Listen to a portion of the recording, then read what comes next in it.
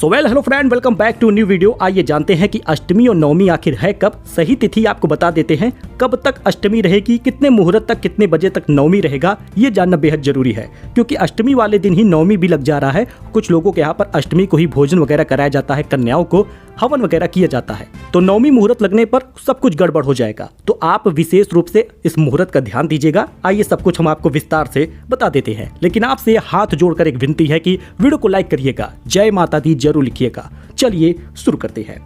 देखिए, चैत्र नवरात्रि की अष्टमी 16 अप्रैल को रहेगी। आपको बता दें तो 16 अप्रैल को 1:30 बजे तक का ये मुहूर्त रहेगा, दोपहर तक। इसलिए हवन और कन्या पूजन 16 अप्रैल को दोपहर 1:30 बजे से पहले ही कर ले।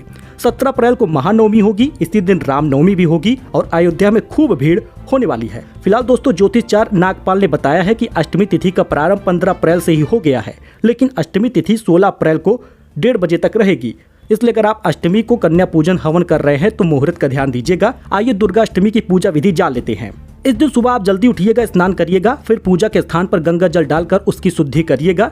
ये काम आप जरूर करिएगा। घर के मंदिर में दीप जलाइए, माँ दुर्गा को गंगा जल से अभिषेक करिए, माँ को अक्षत, सिंदूर, लाल पुष्प अर्पित करिए। प्रसाद के रूप में फल और मिठाई चढ़ा सकते हैं। हो सके तो आप पंडित जी को भी बुलाकर पूजा वगैरह करा सकते हैं। अगर आपकी आर्थिक स्थिति उतनी अच्छी नहीं है तो खुद भी विस्तार पूर्वक जैसे बता रहे हैं पूजा आप कर सकते हैं।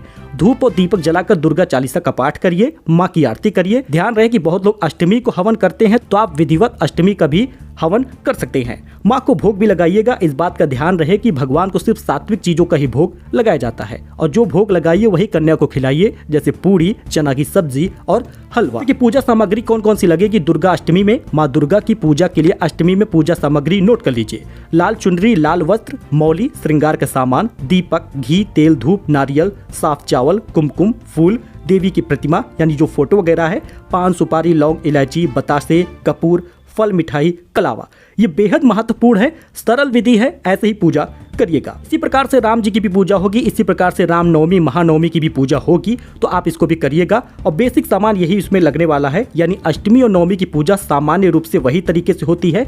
मन आपका साफ होना चाहिए, आप में श्रद्धा होनी चाहिए पूजा करने की। ध्यान रहे कि अगर आप अष्टमी को हवन कर रहे हैं तो अष्टमी को ही कन्या खिलाइएगा, नवमी को हवन कर रहे हैं तो नवमी को कन्या खिलाइएगा। 2 से 10 साल तक की कन्याओं को ही इसमें बुलाइएगा और ध्यान रहे कि आप उनको घर का ही बना भोजन खिलाएं, बाहर के सामान मत मंगाएं।